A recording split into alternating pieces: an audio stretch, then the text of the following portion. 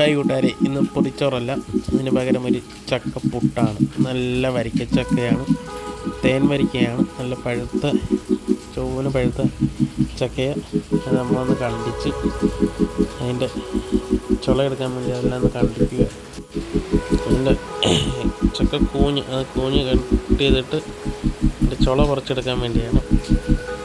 നല്ല മധുരമുള്ളതൊക്കെയാണ്, നല്ല തേൻ വരിക്കയാണ്, നല്ല മധുരം. അതിൻ്റെ ചുളയെല്ലാം പറിച്ചെടുത്ത് ഇത്ര കുറച്ചേ എടുത്തിട്ടുള്ളൂ, ഒത്തിരി എടുത്തില്ല. അതെടുത്ത് അതിനെ ഒന്ന് ചെറുതായിട്ട് അരിയണം. പുട്ടിനല്ലേ, ഒന്ന് ചെറുതായിട്ട് അരിഞ്ഞ് തീരെ ചെറുതായിട്ട് അരിയണം. തീരെ ചെറുതായിട്ട് അരിഞ്ഞുകൊണ്ടിരിക്കുക. അത് കുറച്ചേ എടുത്തുള്ളൂ, ഒത്തിരി ഒന്നും എടുത്തിട്ടില്ല.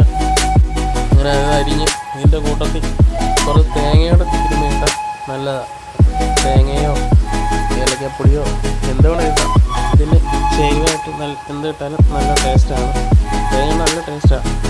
അതുകൊണ്ട് കുറച്ച് തേങ്ങയും തിരുമ്മിയിട്ട് നമ്മൾ കുത്തിയെടുത്ത് അതിൻ്റെ അടി സാധാ ഇടുന്ന പോലെ തേങ്ങയും ഇട്ട് ആദ്യം ചക്കപ്പഴവും തേങ്ങയുടെ മിക്സ് ചെയ്തിട്ട് അതിൻ്റെ അവിടെ മണ്ടലെണ്ണ അരിപ്പൊടി ഇട്ടത്. അങ്ങനെ ഇത് ലെയറായിട്ടാണ് നമ്മൾ ചെയ്യുന്നത്. ഇതെല്ലാവരെയും ചെയ്യാം. അരിപ്പൊടിയും ചക്കപ്പഴവും തേങ്ങയും എല്ലാം കൂടെ മിക്സ് ചെയ്ത് കുട്ടിക്കകത്തോട്ട് ഇട്ട് വേവിക്കുകയും ചെയ്യും. ഇങ്ങനെ ലെയറായിട്ട് ചെയ്താൽ കാണാൻ നല്ലതാണ്. അങ്ങനെ രണ്ട് രീതിയിലും ചെയ്യാം.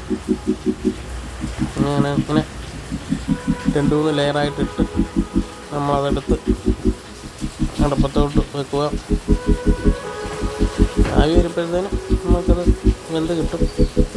അങ്ങനെ വെച്ച് 5 മിനിറ്റ് പോലും വേണ്ട, പഴമല്ലേ, പെട്ടെന്ന് ഇതങ്ങാവും.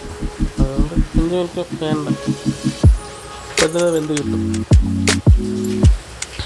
അങ്ങനെ നമ്മളത് ഇലയിലോട്ട് കുത്തിയിടുക.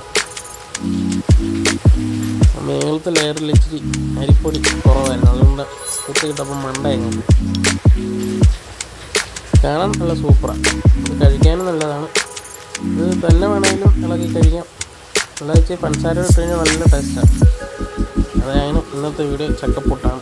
എല്ലാവർക്കും ഈ വീഡിയോ ഇഷ്ടമായ ഒന്ന് ഷെയർ ചെയ്യണം, ലൈക്ക് ചെയ്യണം, പിന്നെ ഈ ചാനലൊന്ന് സബ്സ്ക്രൈബ് ചെയ്യണം. നാളെ നമ്മൾ വീണ്ടും പൊതിച്ചോറുമായിട്ട് വരും. പൊതിച്ചോറ് എല്ലാവർക്കും ചക്കപ്പുട്ടായി ഇന്നത്തെ